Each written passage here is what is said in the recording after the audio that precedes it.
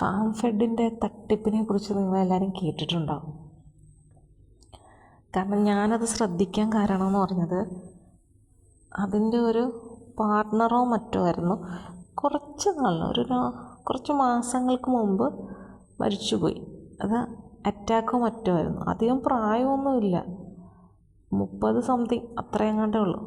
അപ്പം ഞാൻ ഓർക്കും ചെയ്തു, ഇത്ര ചെറുപ്രായം എങ്ങാണ്ടേ ഉള്ളല്ലോ, എന്താണ് ടെൻഷൻ, ഇങ്ങനെ ഒരു പെട്ടെന്ന് വല്ല ടെൻഷൻ വന്നിട്ടാണോ ഇങ്ങനെ പെട്ടെന്ന് സംഭവിച്ചത് എന്നൊക്കെ ഞാനിങ്ങനെ ഓർത്തു. കഴിഞ്ഞ ദിവസം ഇങ്ങനെ ഈ തട്ടിപ്പും കാര്യങ്ങളൊക്കെ കേട്ടപ്പം ഓർത്ത് ഇതൊക്കെ നേരത്തെ അവർക്കതൊരു കൈവിട്ട് പോകുന്നു, തൻ്റെ ബിസിനസ്സെന്ന് തോന്നിയിട്ടാവാം അവർക്ക് അങ്ങനെ ഒരു. കാരണം ഫാം ഫെഡ് എന്ന് പറഞ്ഞാൽ നമ്മൾക്കറിയാം അവരുടെ ബിസിനസ്സും കാര്യങ്ങളും കേട്ടിട്ടുണ്ടല്ലോ. അപ്പം ഇതിലൊക്കെ കുറേ പേര് നിക്ഷേപങ്ങളൊക്കെ നടത്തിയിട്ടുണ്ട്.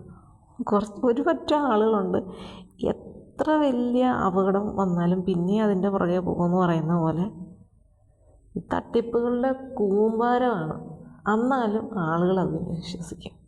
എങ്കിൽ നേരെ തിരിച്ച് ഞാൻ നാളെ ഒരു SBIയുടെ ലൈഫോ അല്ലെങ്കിൽ LICയുടെ ഒരു ഇൻഷുറൻസ് എടുക്കുമെന്നും പറഞ്ഞുകൊണ്ട് നമ്മളൊരു വീട്ടിലേക്ക് ചെന്ന് നോക്കി, അവർക്ക് സമ്മതമല്ല, അവർ സമ്മതിക്കത്തില്ല.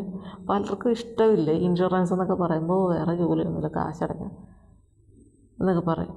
എനിക്ക് അത് ബെനിഫിറ്റ് ഉള്ളതാണെന്നോ അതൊരു അസറ്റാണെന്നൊന്നും ആലോചിക്കുന്നില്ല.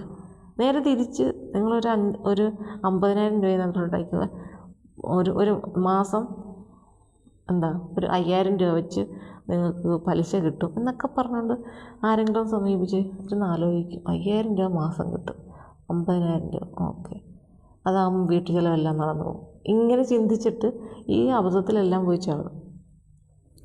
അതാണ് മനുഷ്യരുടെ ഒരു രീതി. ഇത് എത്ര ഒരു കാലം മാറിയെന്ന് പറഞ്ഞാൽ ഈ തട്ടിപ്പെന്ന് പറയുന്ന ഒരു കാലത്തും നിൽക്കുകയില്ല, ഇങ്ങനെ തുടർന്നുകൊണ്ടേയിരിക്കും. പേരുകളുടെ മാറ്റം മാത്രം സംഭവിക്കും, അല്ലേ? തട്ടിപ്പാണ്. അതുപോലെ നിക്ഷേപിച്ചു കഴിഞ്ഞാൽ അങ്ങനെ സംഭവിക്കും, ഇങ്ങനെ വരും, അത് ഇത് എന്നൊക്കെ പറഞ്ഞിട്ട് മോഹന വാഗ്ദാനങ്ങളുമായിട്ട് വരുന്നതിലെല്ലാത്തിലും പോയി ആളുകളെല്ലാവരും പോയി. പലരും പൈസ ഇല്ലെങ്കിൽ ലോൺ എടുത്തോ അല്ലെങ്കിൽ കടം വാങ്ങിച്ചാലും കൊടുക്കും. അങ്ങനെ ചെയ്യുന്നവരുമുണ്ട്. എങ്കിൽ നേരായ മാർഗത്തിലൂടെ നമുക്ക് എന്തെങ്കിലും ഡിപ്പോസിറ്റോ അങ്ങനൊന്നും ആരും ചിന്തിക്കുന്നേ ഇല്ല. മറ്റൊന്നുമല്ല, ഈ അമിതമായിട്ടുള്ള ആർത്തി, അതാണ് ഈ പ്രശ്നങ്ങൾക്കെല്ലാം കാരണം.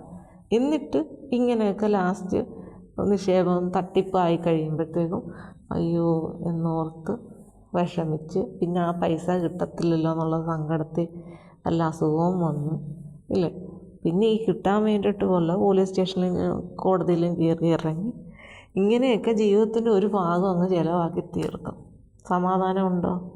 ഒരിക്കലുമില്ല. അതാണ് ഇനി അങ്ങോട്ടുള്ള ജീവിതത്തിലെ ഓരോ കാര്യങ്ങളും ഇങ്ങനെ കിടക്കുന്നത്. ശരിയല്ലേ? അപ്പോൾ ആരും അങ്ങനെയുള്ള തട്ടിപ്പുകളിലൊന്നും വീഴാതിരിക്കട്ടെ.